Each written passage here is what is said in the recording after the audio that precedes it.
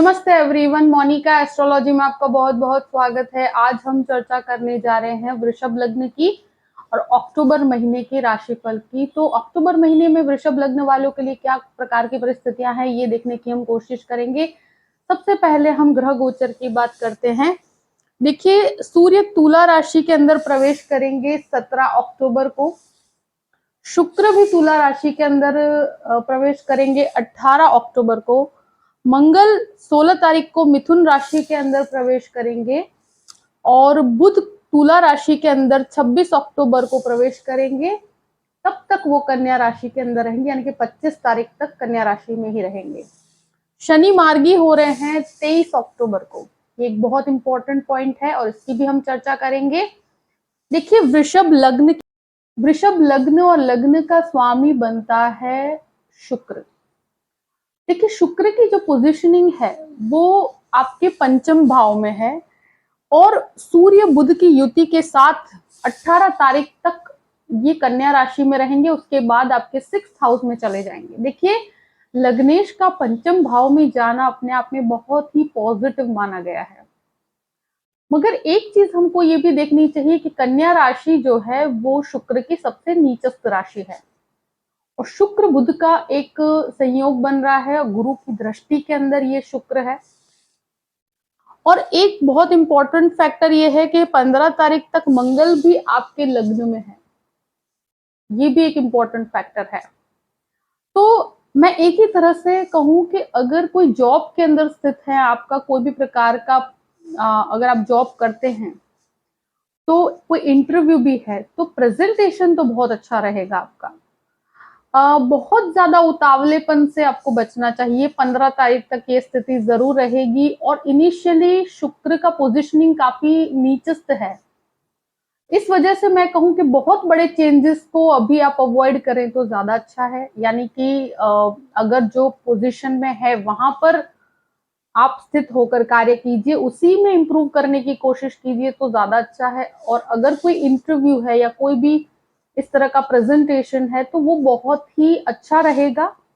थोड़ा compromising position हो सकती है। मैं ये नहीं कहूंगी कि 100% आपके हिसाब से कार्य होगा, थोड़ा कॉम्प्रोमाइज करके आपको आगे बढ़ने से फायदा है, क्योंकि शुक्र यहाँ कन्या राशि में है और उसके बाद 18 तारीख के बाद वो 6th हाउस में है, जो एक तरह से 6th हाउस में लग्नेश का जाना बहुत ज्यादा पॉजिटिव नहीं माना जाता, वो डिस्प्यूटेड स्थिति रहती है।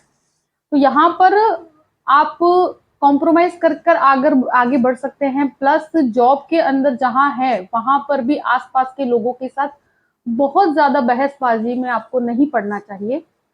यहाँ मंगल जो लग्न के अंदर है वो 15 तारीख तक आपको एक अग्रेसिव नेचर देंगे, तो अपने स्वभाव में उतावलापन और एंजाइटी इश्यूज नहीं होने चाहिए। ये आपका प्रेजेंटेशन तो बहुत अच्छा बना रहा है, लोगों के साथ काम करने की और कम्युनिकेशन स्किल्स को बढ़ाता है। मगर एक चीज मैं जरूर कहूंगी कि उसका एक नेगेटिव फैक्टर ये भी है कि जल्दबाजी और अग्रेशन, ये चीज आपको 15 तारीख तक फेस करनी पड़ेगी। तो यहाँ पर आपको थोड़ा सा जब कार्य करते हैं तो कलीग्स के साथ बहुत ही सही तरीके से चलना पड़ेगा। बाकी बहुत घबराने की स्थिति नहीं है। बिजनेस पॉइंट ऑफ व्यू से आपके कॉन्टैक्ट्स भी बढ़ेंगे, आपके कार्य में बहुत ही डिसिप्लिन आएगा, तो वो एक बिजनेस के लिए बहुत ही अच्छा है। जो टेक्निकल लाइन वाले हैं उनके लिए भी बहुत अच्छी परिस्थिति है ये। सेकंड हाउस की बात करते हैं। देखिए, द्वितीयेश जो है वो खुद पंचम भाव में है, वक्र अवस्था में 2 तारीख के बाद वो मार्गी हो जाएंगे।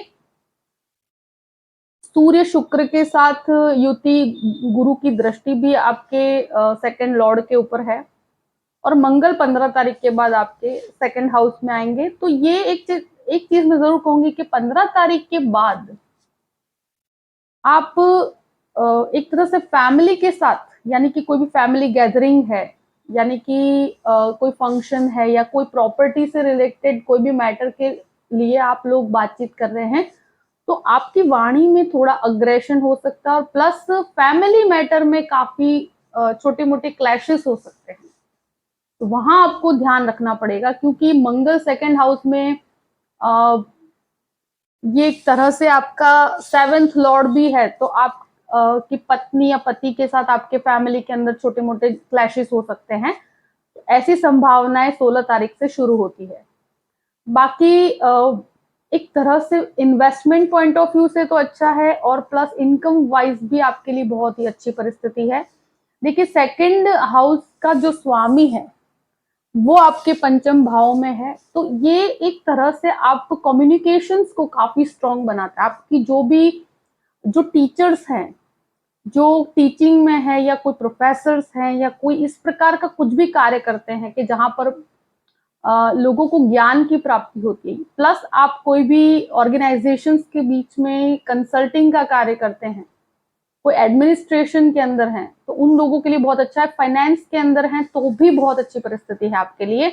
वाणी से आप बहुत कुछ कर पाएंगे, तो ये एक वाणी को काफी स्ट्रॉन्ग कर रहा है। आपके वाणी में अट्रैक्शन भी रहेगा और लोगों को आप चीजों को समझा भी पाएंगे। तो प्रोफेशनल फ्रंट पे आपको इसका काफी अच्छा लाभ प्राप्त होगा। थर्ड हाउस की बात करते हैं। तृतीय स्थान पर गुरु की पूर्ण दृष्टि और शनि की भी दृष्टि है। 23 तारीख के बाद शनि मार्गी हो जाएंगे, तो वो भी एक बहुत बड़ा पॉइंट है। देखिए, भाई बहनों के साथ जो भी संबंध है उसमें इंप्रूवमेंट है। कोई नया इनिशिएटिव लेना चाहते हैं तो ले सकते हैं, ऐसा कोई डरने वाली स्थिति नहीं है। कोई भी नया कार्य शुरू करना चाहते हैं कर सकते हैं, मगर इस महीने रिजल्ट्स में थोड़ी कमी रहेगी। जैसे आप शुरुआत कर सकते हैं, उस चीज का बेस तैयार कर सकते हैं, आपको कैसे आगे बढ़ना है, प्लानिंग, ऑर्गेनाइजिंग, एडमिनिस्ट्रेशन, ये सब कुछ कर सकते हैं। जॉइंट के साथ मतलब एक दूसरे के साथ जॉइंट पार्टनरशिप के साथ कोई भी कार्य है उसके अंदर भी डेवलपमेंट के अंदर कोई नई टेक्निक को आप लाना चाहते हैं, ये सब चीजें आप कर सकते हैं, इसमें कोई इशू नहीं। और ये महीना काफी सपोर्ट भी करता है इन चीजों को। मगर लग्नेश की स्थिति थोड़ा ऐसी पोजिशनिंग है कि जहां पर थोड़ा आपके अंदर एक घबराहट रहेगी, एक डर रहेगा कि चीजें होंगी या नहीं होंगी, तो एक एंजाइटी इशू इस चीज को लेकर हो सकता है। बाकी इनिशिएटिव मुझे लगता है कि लेना चाहिए। भाई बहनों के साथ अगर संबंध खराब है तो वो बेटरमेंट की तरफ जाएंगे। जो भी चीजें नहीं समझा पा रहे थे, अब वो चीजों को आप समझा भी पाएंगे, तो ये चीजें रहेगी और आपको इम्प्रूवमेंट भी महसूस होगा on professional front also. Fourth house की बात करते हैं। चतुर्थेश जो है वो आपके पंचम भाव में है, शुक्र के साथ, बुध के साथ, और एक तरह से देखा जाए तो सूर्य जो है वो 17 अक्टूबर को तुला राशि में जाएगा, यानी कि आपके 6th हाउस में। तब तक ये पंचम भाव में है, तो मेरे हिसाब से प्रॉपर्टी का कोई भी कार्य है तो आपको 17 तारीख तक कर लेना चाहिए। कोई भी प्रॉपर्टी जो पुरानी है उसके अंदर रिनोवेशन करवाना चाहते हैं इस महीने, इससे कनेक्टेड कोई भी खर्चे उठा सकते हैं आप। प्लस ये एक तरह से कहा जाए कि कोई भी जमीन है उसको खरीदना, बेचना, प्रॉपर्टी लेना, उसमें रिनोवेशन करवाना, इन सभी चीजों के लिए ये महीना 17 तारीख तक की स्थिति बहुत अच्छा है। और 17 तारीख के बाद अगर कुछ भी करना है तो वहां पर होम लोन्स की कोई भी स्थिति है तो वहां पर आप आगे बढ़ सकते हैं। ऐसी स्थितियां 17 तारीख के बाद क्रिएट होती है। तब तक ऐसा अगर पॉजिटिवली कार्य करना चाहते हैं तो 17 तारीख तक का समय बहुत ही अच्छा है, अगर ऐसा कोई भी प्रॉपर्टी का कार्य करना चाहते हैं तो। और एक तरह से ये एक मानसिक शांति का भी घर होता है, पर मन के अंदर काफी चीजें एक साथ चलती रहेगी, काफी टारगेट्स बना के आप कार्य करेंगे, तो ये स्थिति जरूर बनी रहेगी। अब बात करते हैं पंचम भाव की। पंचम भाव में काफी प्लैनेट्स का गैदरिंग है, यानी कि बहुत सारे प्लैनेट्स इकट्ठे हैं। सूर्य, शुक्र और बुध और गुरु की दृष्टि भी पड़ रही है, तो ये एक स्थिति है कि पंचम भाव काफी एक्टिवेट हो रहा है। और मंगल की भी एक दृष्टि यहां पर पड़ती है। तो स्टूडेंट्स की बात की जाए तो टेक्निकल लाइन वाले स्टूडेंट्स और फाइनेंस के स्टूडेंट्स के लिए बहुत अच्छा है। कोई भी बैंकिंग के अंदर जाना चाहते हैं, एडमिनिस्ट्रेशन के अंदर जाना चाहते हैं, ऐसी कोई भी तैयारी आप कर रहे हैं, कोई भी एक तरह से लॉ का एजुकेशन लेना चाहते हैं तो भी अच्छा है, और इंजीनियरिंग लाइन के अंदर जाना चाहते हैं तो भी बहुत अच्छी परिस्थिति है। पर एक चीज मैं जरूर कहूंगी कि यहाँ पर गवर्नमेंट सपोर्ट से कनेक्टेड कुछ कोर्सेज भी आप कर सकते हैं। तब तक 17 तारीख तक की टाइम आपको काफी सपोर्ट करता है उसके लिए। देखिए, सूर्य, बुध और साथ में शुक्र की युति, शुक्र नीचस्थ है और बुध उच्च का है। तो ये दोनों परिस्थितियां ऐसी बनती है कि जहां पर अगर कोई भी लव मैटर है तो वहां आपको थोड़ा संभल के रहना चाहिए, क्योंकि मंगल की भी दृष्टि यहां पड़ने पर एक तरह से कोई डिसीजन मेकिंग का प्रोसेस होगा। ऐसे कोई अफेयर के अंदर आप पढ़ सकते हैं, कोई लव अफेयर की सिचुएशन क्रिएट हो सकती है, पर बहुत शांति से चलाइएगा क्योंकि प्लैनेट्स की ऊर्जा काफी स्ट्रांग है। तो यहाँ पर एडजस्टमेंट इशू हो सकता है। और मैं ये भी कह सकती हूँ कि अगर आप कोई व्यक्ति के अट्रैक्शन में आकर कोई भी कार्य करते हैं तो वहां पर चीजें इतनी ज्यादा मटेरियलाइज नहीं हो पाएंगी। तो बेटर है कि आप अपने हिसाब से जो भी आपके लिए बेस्ट होता है, एज ए नेचर आपके साथ जिसका मैच होता है, उस व्यक्ति के साथ आपको आगे बढ़ना चाहिए।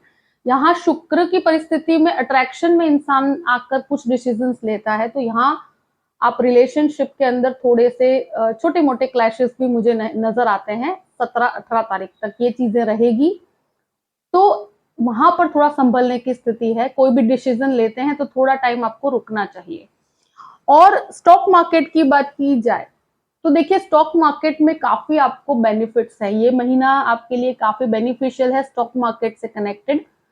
प्लस कोई भी इन्वेस्टमेंट करते हैं तो आपके लिए काफी अच्छा है। और दूसरी एक स्थिति में ये कहूंगी कि अगर आप संतानों की बात की जाए तो संतानों के साथ छोटे मोटे क्लैशेस होने की संभावनाएं बनती है, पर वो संभावना स्पेशली 17-18 तारीख तक रहेगी। उसके बाद परिस्थितियां नॉर्मल हो जाएगी। तब तक ये चीजों में आप ध्यान रखिएगा।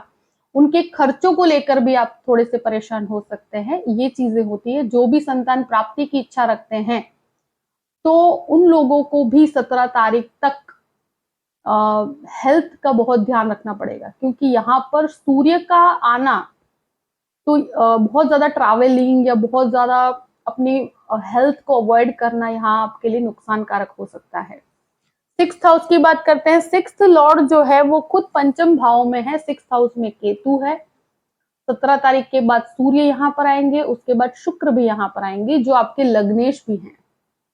देखिए, वैसे शत्रुओं की बात की जाए तो इस महीने बहुत ज्यादा लोगों के साथ आपको क्लैश में नहीं उतरना है। ये चीज मैं आपको जरूर कहूंगी, क्योंकि अगर कोई भी आप डिस्कशंस हैं या डिस्प्यूट्स में आप पढ़ते हैं तो वहां पर आपको बहुत ज्यादा कुछ फायदा नहीं है और मानसिक तनाव की स्थिति क्रिएट हो जाएगी। तो मेरे हिसाब से आपको एटलीस्ट 17 तारीख तक कोई भी प्रकार के डिस्प्यूट पे नहीं पड़ना चाहिए। वैसे शत्रु आप पर यहाँ पर तो कहते हैं ना कि हावी होने की कोशिश करेंगे, तो ये चीजें आपको संभल के रहनी चाहिए और बहुत ज्यादा उलझने की इस महीने जरूरत नहीं, क्योंकि यहाँ पर बहुत ज्यादा जो प्रोफेशनली आपका करियर है वहां पर उनके कारण मानसिक तनाव क्रिएट नहीं होना चाहिए।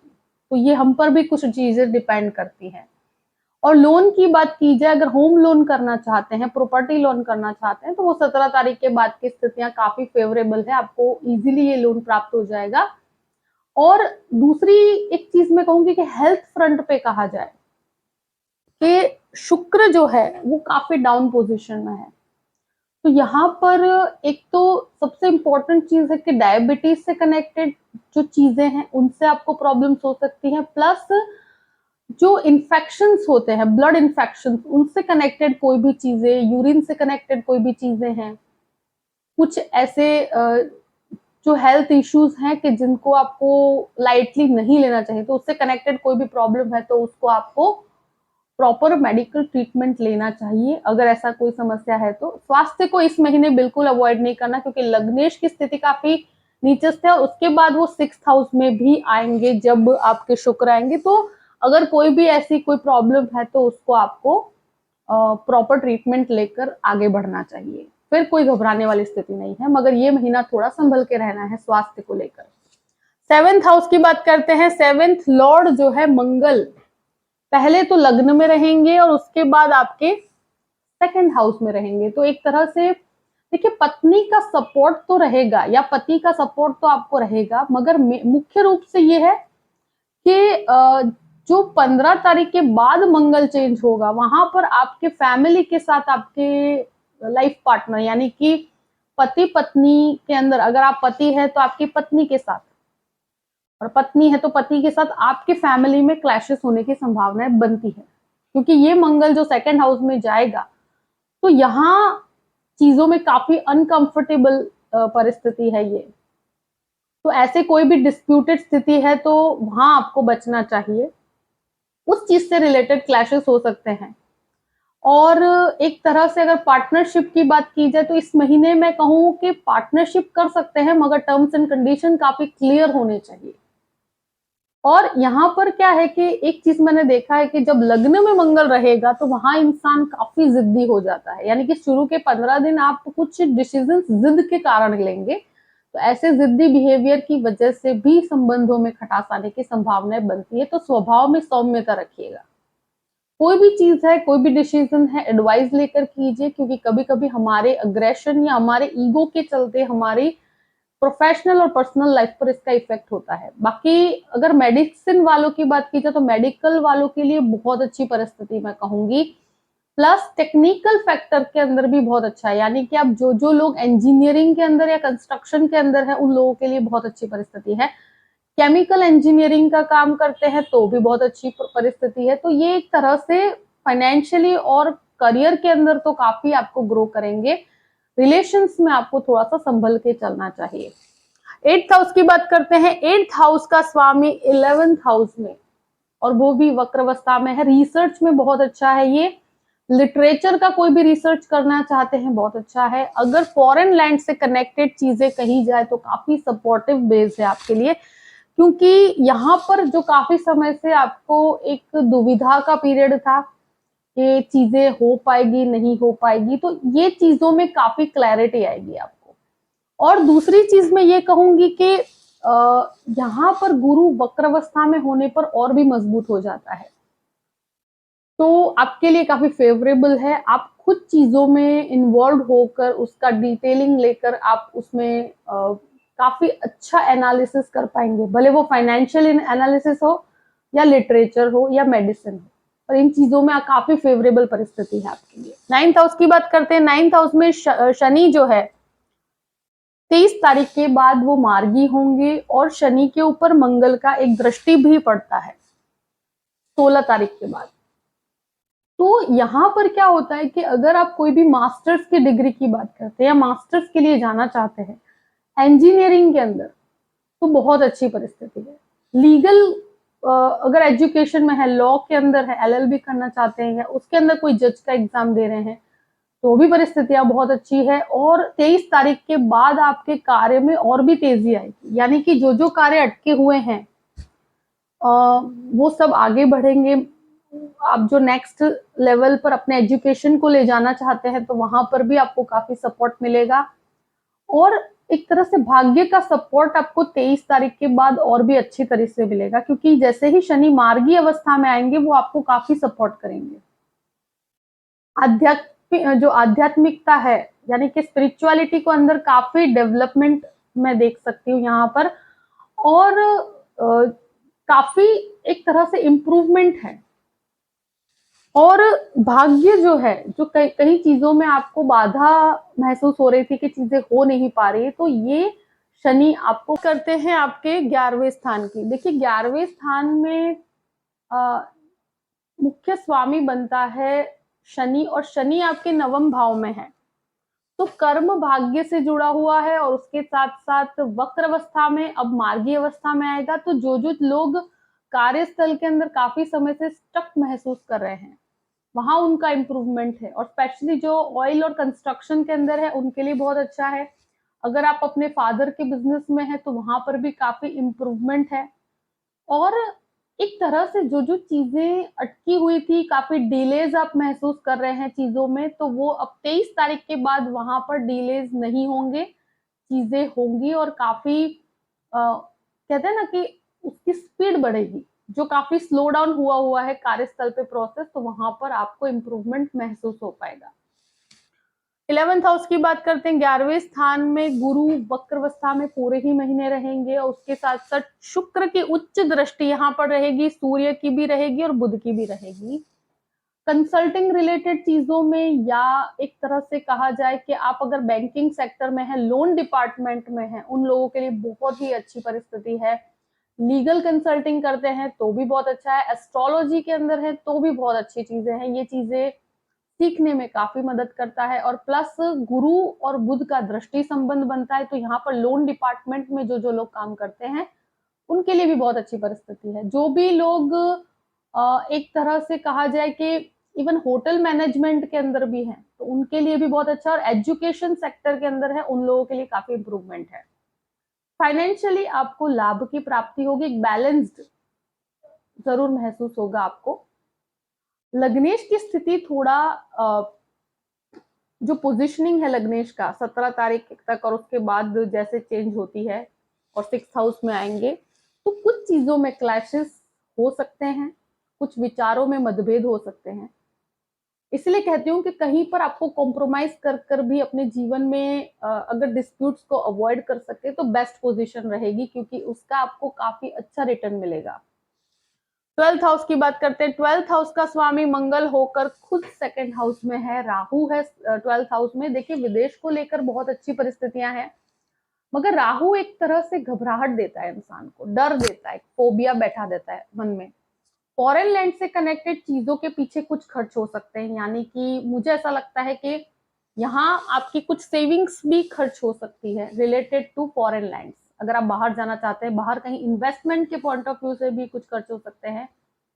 और वहां एक राहु के कारण एक डर बना रहता है, चीजों में, डॉक्यूमेंट्स में कुछ गड़बड़ी हो सकती है छोटी छोटी चीजों में। पर इतना मैं कहूंगी कि ये जो भी एक्सपेंस होता है उसके पीछे आपको रिटर्न बहुत अच्छा प्राप्त होगा। अगर बाहर जाकर कोई भी एजुकेशन के लिए बाहर जाना चाहते हैं तो यहाँ कुछ खर्च मुझे नजर आते हैं उससे कनेक्टेड, तो इस महीने खर्चों पर काफी नियंत्रण रखिएगा। और 16 तारीख के बाद खर्चों की परिस्थिति और भी बढ़ती है, तो आप अपने एक्सपेंसेस, मुझे लगता है कि एक्सपेंसेस आपके ऊपर इस महीने सबसे ज्यादा हावी रहेंगे। आपको अपने खर्चों पर बहुत कैलकुलेशन करके चलना पड़ेगा इस महीने स्पेशली। और अगर आप कोर्ट की बात, कोई भी प्रकार का लीगल मैटर है, तो वहां पर भी अपनी वाणी को 15 तारीख के बाद बहुत संयम में रखिएगा। कोई भी क्लैशेस हो तो उसमें बहुत शांति बना के आप डिसीजन लीजिए, तो कोई प्रॉब्लम नहीं है, मगर आपकी वाणी के कारण कुछ प्रॉब्लम ना क्रिएट हो, इस चीज का आपको ध्यान रखना पड़ेगा। क्योंकि ऑलरेडी 12th हाउस में राहु स्थित है अभी, और 12th हाउस का जो स्वामी है वो खुद मंगल है आपका, तो लीगल मैटर में आपको बहुत शांति बना के रखना पड़ेगा इस महीने। जो भी परिस्थिति है वो मैंने आपके सामने रख दी है वृषभ लग्न वालों के लिए। आई होप कि ये वीडियो आपको पसंद आया होगा। पसंद आए तो लाइक भी कीजिएगा और सब्सक्राइब भी कीजिएगा। अगर आप मुझसे कंसल्टेशन लेना चाहते हैं तो डिस्क्रिप्शन बॉक्स में मैंने अपना ईमेल आईडी दिया हुआ है, astrologymonica@gmail.com। आप उस पर मेल कर सकते हैं। मैं आपको पूरी ही जानकारी प्रदान करूंगी कि कैसे मुझसे कॉन्टैक्ट किया जाए और कैसे मुझसे कंसल्टेशन लिया जाए। देखिए परिस्थितियों को देखते हुए अपने पूरे ही महीने को प्लान कीजिए और हमेशा खुश रहिए। Thank you so much. जय श्री कृष्ण।